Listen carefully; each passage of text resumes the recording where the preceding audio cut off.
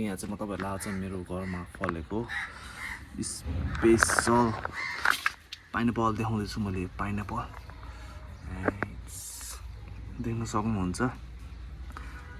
मैले चाहिँ यो पाइनएप्पल आफ्नै आँखाले अगाडि फलेको चाहिँ लाइफमा फर्स्ट टाइमै देखायो यो हैन।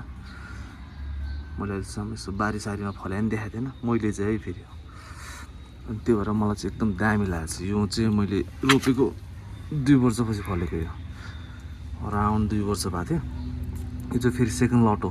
फर्स्ट लट चाहिँ उता अर्को छ, त्यो पनि देखाउँछु म। अनि यो चाहिँ के उम्रेछ भनेर म दम पुरा छु। यस्तै फल्यो होला सायद।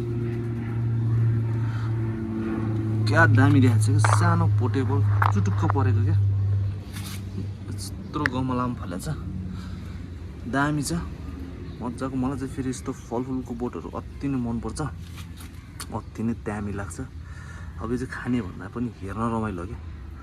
अब पाकेपछि त खाइदिएला त्यो ठाउँमा चढ्दैछ हैन, हेर्न नै रमाइलो हुने क्या। यो चाहिँ यसो परबाट देखाखेरि नि हैन, ओहो भने जस्तो हुने क्या यो चाहिँ। अनि यसै गरी एप्पल छ, यो चाहिँ स्याउको बोट हो। यो चाहिँ स्याउको बोट हाइब्रिड हो यो चाहिँ फेरि हैन। के भन्छ नि, ग्राफ्टिङ कलैपी यहाँबाट ग्राफ्टिङ गरेछ क्या। अनि यो चाहिँ के रहेछ भने मैले यसो रिसर्च गरेको अनुसार यो चाहिँ स्याउ भइहाल्यो हैन। योपट्टि चाहिँ आलु बोख्रा कि आल्चा भन्छ नि, त्यसको बोट जस्तो लाग्यो क्या मलाई चाहिँ, मेरो रिसर्च अनुसार। त्यसै गरी मसँग यहाँ अर्को ड्र्यागन फ्रुटको छ। यो चाहिँ फल्थ्यो एभ्री सिजन, यसमा पनि फल्छ। के हो यो यार, कोठी जस्तो उम्रेछ को अचम्मको चिज तपाईँहरूलाई देखाउँछु। यो चाहिँ ड्र्यागन फ्रुट होइन है फेरि। यो चाहिँ के हो थाहा छ तपाईँहरूलाई? यो चाहिँ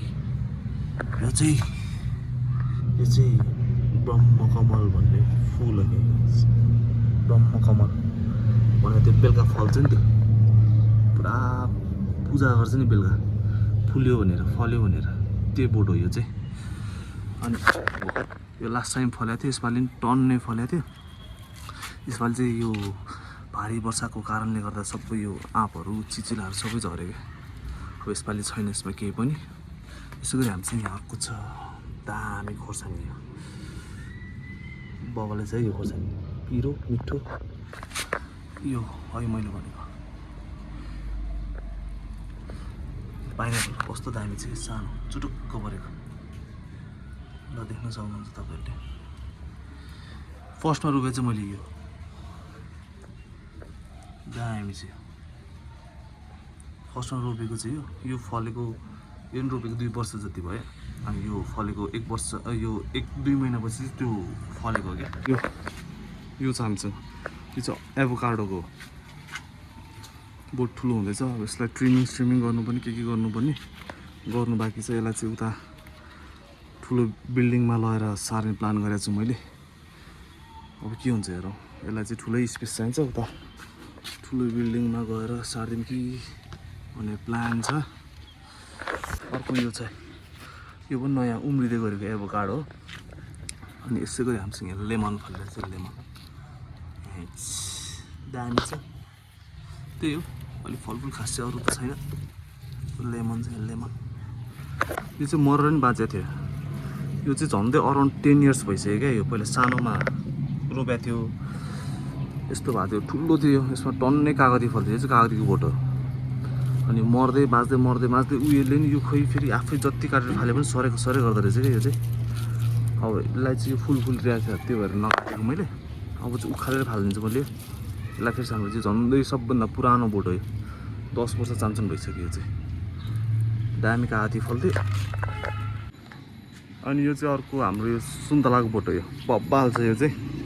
यो चाहिँ सुन्तला पनि कत्रो उम्रिन्छ नि, भोगटे जत्रो सुन्तला उम्रिन्छ क्या फेरि। भोगटे चाहिँ होइन फेरि सुन्तलै हो यो। यो पनि अराउन्ड 5 वर्ष जतिको रुख हो यो।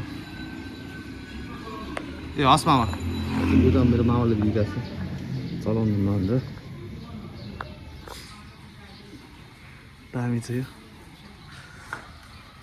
अनि यहाँ चाहिँ खोर्सानी पनि फलिरहेको छ। भेराइटी खोर्सानी छ। मेरो मम्मी चाहिँ फेरि खोर्सानी लभर हो होइन। मम्मी चाहिँ खोर्सानी माथि पुरै 6-8-10वटा भेराइटीको खोर्सानी। यहाँ पनि टन्नै छ। अब यसै गरी हामीसँग सुन्तला छ। सुन्तला पनि फलिरहेछ। यो पनि ग्राफ्टिङ गरेको बोट हो यो।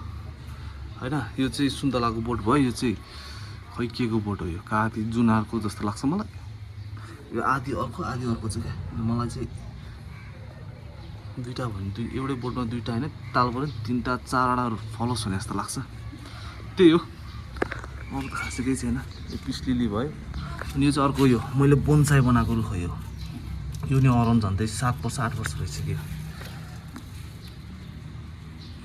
बोन्साई बनाएको रुख हो यो यसलाई चाहिँ अब सेप दिएको छैन अहिलेसम्म मजाले काट्दै बनाएर अब फेरि एकचोटि यो माथि ट्रिमिङ गरेर सेप दिनुपर्ने छ ल यति नै त